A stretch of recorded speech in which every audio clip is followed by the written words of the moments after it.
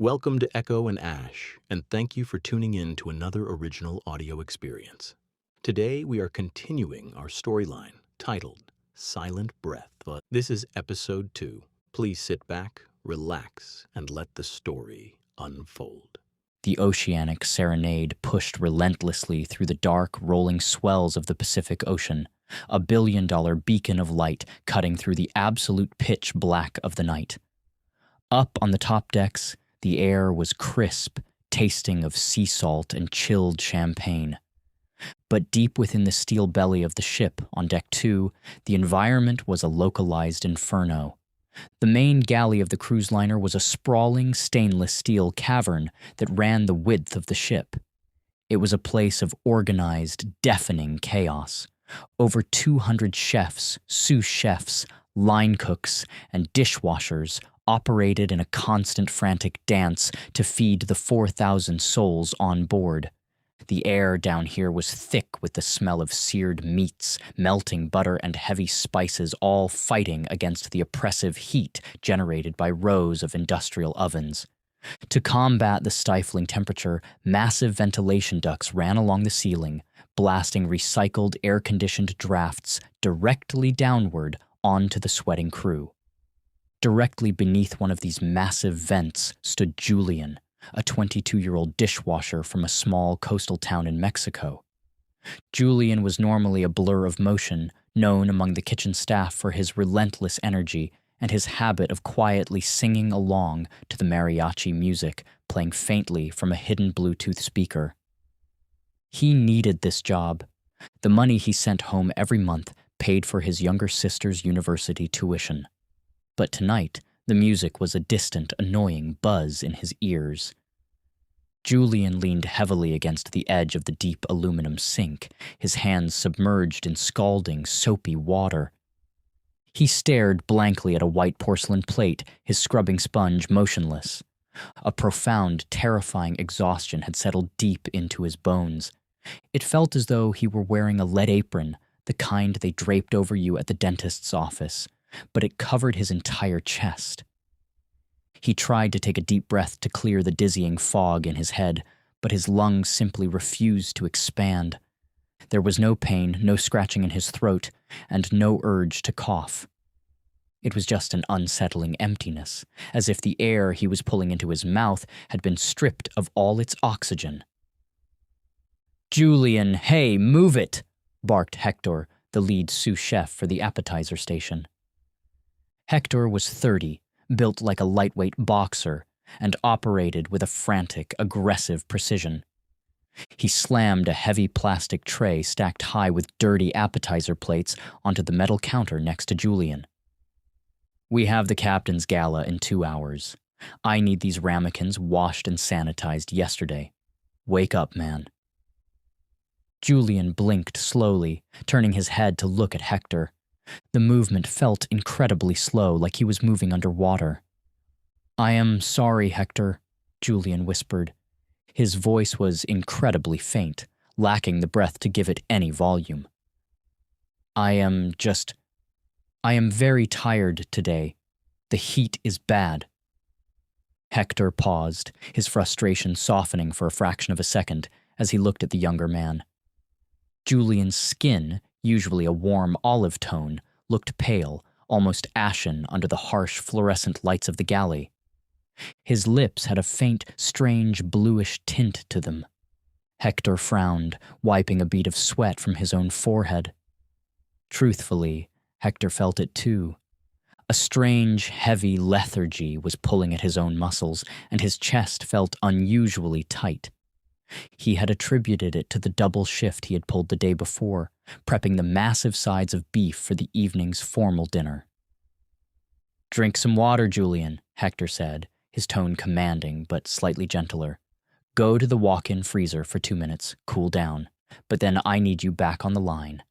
If the executive chef sees you slacking tonight of all nights, he will write you up, and you can kiss your shore leave goodbye." Julian gave a weak, slow nod. He pulled his pruny hands from the hot water, drying them on the towel tucked into his apron. He took a step backward, and the galley spun violently around him. The bright overhead lights smeared into long white streaks. He caught himself on the edge of the sink, taking another shallow, silent breath. The cool air from the overhead vent blasted down onto his face.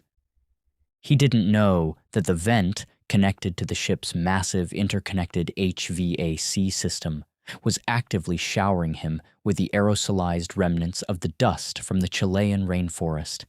The pathogen, small enough to bypass the standard air filters, was swirling freely through the ductwork, finding the perfect, humid environment in the lungs of the exhausted kitchen staff. Julian squeezed his eyes shut, forced himself to stand straight, and began the long, agonizing walk toward the cold storage room. 4 decks above the chaotic heat of the galley, the atmosphere inside the ship's medical center was cold, sterile, and eerily quiet. Dr. Marcus Vance sat in his small, glass-walled office, staring blankly at the glowing monitor on his desk. His coffee had gone completely cold hours ago. On his screen were the latest blood panel results for Arthur Pendleton. The 82-year-old passenger was currently lying in Isolation Room A, heavily sedated, with a plastic tube shoved down his trachea, a machine breathing for him. Marcus rubbed his burning eyes. He had been a doctor for over 20 years. He had seen aggressive pneumonias, severe asthma attacks, and rapid-onset viral infections. But he had never seen anything like the numbers staring back at him. Arthur's white blood cell count was relatively normal, suggesting his immune system wasn't even fighting a massive infection. There were no elevated inflammatory markers that typically accompanied severe respiratory distress. Yet, the portable chest X-ray they had taken an hour ago told a horrifying story. The lower lobes of Arthur's lungs were completely clouded over with a dense white haze. Ground glass opacities, the radiologists called it. The microscopic air sacs in the older man's lungs, the alveoli, were simply filling with fluid and dying, shutting down the oxygen exchange process. And it had happened in complete silence. No violent coughing fits, no bloody sputum, no raging fever. Just a quiet, rapid gasp. The glass door to the office slid open, and Elena Rostova, the head, shutting down the oxygen exchange process. And it had happened in complete silence. No violent coughing fits, no bloody sputum, no raging fever. Just a quiet, rapid gasp. The glass door to the office slid open, and Elena Rostova, the head nurse, stepped inside. She held a fresh, steaming cup of coffee, which she quietly placed on Marcus's desk. Her usually stern, composed face was tight with worry. "His oxygen saturation is holding at 88% on the ventilator, doctor," Elena reported, her voice low. "But his blood pressure is dropping. We had to start him on vasopressors to keep his heart pumping. Evelyn Pendleton is still in her cabin. I called her 10 minutes ago. She is demanding to see him." "She can't," Marcus said flatly, not taking his eyes off the screen. "Keep her under strict cabin quarantine. Have room service drop her meals at the door. If she was exposed to whatever Arthur caught in that rainforest, she might already be incubating it. We can't risk her walking through the ship." "Dr. Vance," Elena said, stepping closer to the desk, "I ran the viral panels twice. Influenza, RSV, rhinovirus, coronaviruses, para-influenza. Everything is negative. The broad-spectrum antibiotics we are pumping into his IV are doing absolutely nothing. What are we dealing with here?" Marcus finally looked up at her, the dark circles under his eyes prominent in the harsh light. "I don't know, Elena. It acts like a hantavirus. The pulmonary syndrome fits. The rapid onset of hypoxia, the fluid in the lungs, but hantavirus is almost always contracted through direct contact with rodent droppings in enclosed spaces. It doesn't typically spread from person to person, and it certainly doesn't present without a fever or muscle aches." Marcus stood up, pacing the small length of his office. "Whatever this is, it's aggressive. It's attacking the respiratory system at a fundamental level, bypassing the body's early warning systems. By the time the patient realizes they can't breathe, their lung capacity is already halved. Arthur is 82, Elena offered softly. Perhaps his immune response is just blunted because of his age. Maybe, Marcus muttered, looking out the small porthole window into the black night. God, I hope it's just him. I hope it was a localized exposure. Because if it's infectious, if it's airborne on this ship... He didn't finish the sentence. He didn't have to. They both knew the mathematics of a closed environment outbreak. 4,000 people sharing the same recycled air, the same dining rooms, the same handrails. It would be a massacre. At that exact moment, high above them in the grand dining room, the captain's gala was reaching its crescendo. The room was a marvel of naval architecture, a 3-story atrium with a sweeping glass staircase and a massive crystal chandelier that sparkled like captured stars. Over 1,000 passengers were seated at round tables draped in crisp white linen, wearing tuxedos and sparkling evening gowns. A jazz band played a lively tune on the center stage. Waiters navigated the narrow spaces between the tables with practiced grace, balancing silver trays loaded with lobster tail, filet mignon, and flutes of expensive champagne. Captain Thomas Sterling sat at the center table, flanked by the highest-paying VIP guests. He looked immaculate in his dress whites, a charming smile plastered on his face as he recounted a well-rehearsed story about navigating a storm off the coast of Iceland. Outwardly, he was the picture of relaxed authority, the master and commander of a floating paradise. Inwardly, his stomach was tied in tight, painful knots. He had spoken to Dr. Vance earlier that afternoon. He knew about the man on the ventilator. He knew about the medical lockdown of the Pendleton cabin. He had firmly rejected Marcus's suggestion to cancel the gala. To cancel the premier event of the voyage over one sick elderly man would cause unnecessary panic, he had argued. It would ruin the vacation experience. It would invite questions he couldn't answer. He had to maintain the illusion of control, the illusion of safety at all costs. Sterling raised his glass to toast a wealthy software developer from Silicon Valley, his smile never wavering, entirely blind to the invisible storm gathering directly beneath his polished black shoes. Down in the galley, the dinner rush had hit its absolute peak. The noise was deafening, the clatter of plates, the shouting of orders in 3 different languages, the relentless hiss of steam. Hector was moving like a machine, plating delicate appetizers with a pair of stainless steel tongs, but his hands were shaking. The heavy, leaden feeling in his chest had grown worse. Every breath he took felt like he was trying to suck air through a tiny cocktail straw. He was sweating profusely, his white chef's coat soaked through. He looked up, his vision swimming, trying to find Julian. He needed more sanitized plates. Julian was standing by the industrial dishwasher, holding a towering stack of large ceramic dinner plates. He was swaying on his feet. The trip to the walk-in freezer hadn't helped. The cold air had only made his lungs feel brittle and fragile. He looked across the chaotic kitchen at Hector. Julian opened his mouth to speak, to say that he couldn't do it anymore, that he needed to sit down. But no sound came out. His lips moved, but there was no air left in his body to push past his vocal cords. Julian's eyes rolled back into his head. The heavy stack of ceramic plates slipped from his trembling hands.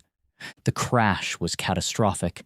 Dozens of plates shattered against the hard, tiled floor, sending sharp white shrapnel flying in every direction.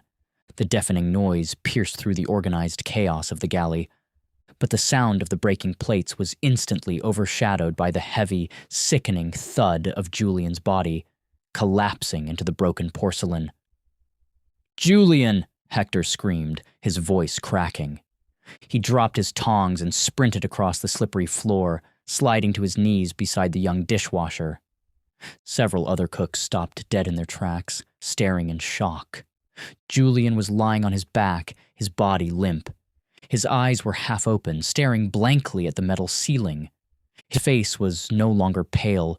It was taking on a terrifying dusky blue color. His chest was completely still. He wasn't gasping. He wasn't choking. He was just silently suffocating on the floor of the kitchen. "Get a medic!" Hector roared at the stunned crew around him. "Call the bridge! Call Dr. Vance! Now!" Hector grabbed Julian by the shoulders, shaking him. "Come on, kid, breathe. Just take a breath." Hector leaned down, putting his ear near Julian's mouth. There was nothing. No air moving.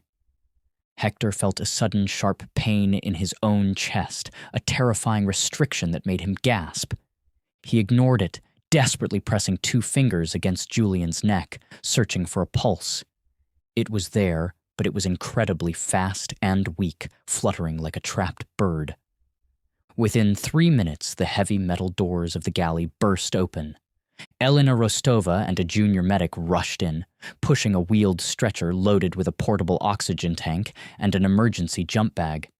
They practically shoved Hector out of the way. Elena didn't ask questions. She took one look at Julian's cyanotic face and went to work. She slapped a plastic oxygen mask over his nose and mouth, cranking the valve on the green tank all the way open. The junior medic clipped a pulse oximeter onto Julian's limp finger. Elena looked at the digital readout on the small device. The bright red numbers flashed in the harsh light of the kitchen. 68%. Elena's blood ran cold. It was the exact same silent presentation as the old man in isolation, but this was a healthy 22-year-old athlete. "We need to bag him. He is not moving air," Elena commanded, her voice slicing through the terrified silence of the kitchen staff.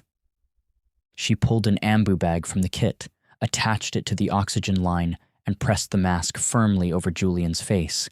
She began squeezing the bag, manually forcing pure oxygen into his dying lungs. "On my count, we lift him onto the stretcher. 1, 2, 3. They hoisted Julian's dead weight onto the canvas cot. Elena looked up, scanning the faces of the kitchen crew who had gathered around in a tight, terrified circle. She saw Hector leaning heavily against a stainless steel prep table. The sous chef was clutching his chest, his mouth open as he took short, shallow, silent breaths. His face was pale, glistening with an unnatural sweat. "You," Elena said, pointing directly at Hector. "What is your name?" "Hector," he wheezed, the word barely audible over the hum of the ovens. "Get on the bottom shelf of this stretcher, Hector. You are coming with us to the medical bay," Elena ordered. She didn't wait for him to argue. She looked at the junior medic. "Move, now." They raced through the narrow, brightly lit service corridors of Deck 2, the wheels of the stretcher rattling violently against the steel floor. When they finally burst through the doors of the medical center, Dr. Vance was already waiting in the hallway, having heard the emergency call over the radio. "What happened?" Marcus asked, grabbing the front of the stretcher to help steer it toward Trauma Room 1. "Dishwasher. Passed out in the galley," Elena said, continuing to squeeze the oxygen bag rhythmically. "Pulse ox was 68 on the floor. It's the same thing, doctor. Silent hypoxia. No airway obstruction, no coughing. Just complete respiratory failure. And I brought the sous chef. He was showing the exact same signs." Marcus looked over his shoulder at Hector, who was sitting hunched over on the bottom of the cart, his hands gripping his knees, fighting for every shallow sip of air. They wheeled Julian into the trauma bay.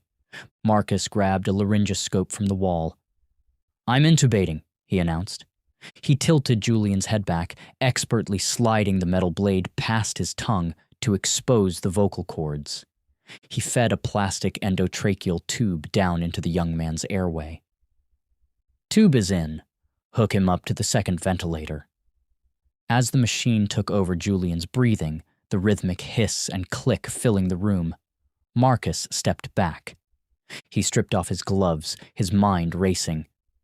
An 82-year-old passenger on Deck 8, a 22-year-old dishwasher on Deck 2, a 30-year-old sous chef. They had no direct contact. They didn't sleep in the same areas. They didn't eat the same food. Marcus slowly turned his head, looking up at the square metal grate in the ceiling of the trauma room. A steady stream of cool, conditioned air was blowing down on him. The HVAC system. The realization hit him with the force of a physical blow. The ship wasn't a fortress, it was an incubator. The massive interconnected ventilation system was pulling the aerosolized pathogen from the infected cabins, circulating it through the massive air handlers deep in the ship's engineering decks, and blowing it directly into the crowded galleys, the crew quarters, and the dining rooms. The virus wasn't just spreading, it was being actively weaponized and distributed by the ship's own life support systems. The phone on the wall of the trauma room began to ring. It was a harsh, jarring sound. Elena walked over and picked it up. She listened for a few seconds, her face draining of all remaining color. She slowly hung up the receiver and turned to Marcus. "That was the purser's desk for the crew quarters on Deck 1, Elena said, her voice shaking slightly. "They have 8 more crew members down there. Security guards, laundry workers, cabin stewards. They are all calling for help. They say they are too tired to get out of bed. They say they can't breathe." Marcus stared at her, the horrific reality of the situation settling over him like a heavy shroud. It wasn't a cluster anymore. It was an explosion. The silent killer had firmly rooted itself in the floating city, and it was moving faster than they could ever hope to contain it. Marcus walked over to the wall phone, picked up the receiver, and punched in the direct line to the bridge. It rang once before it was picked up.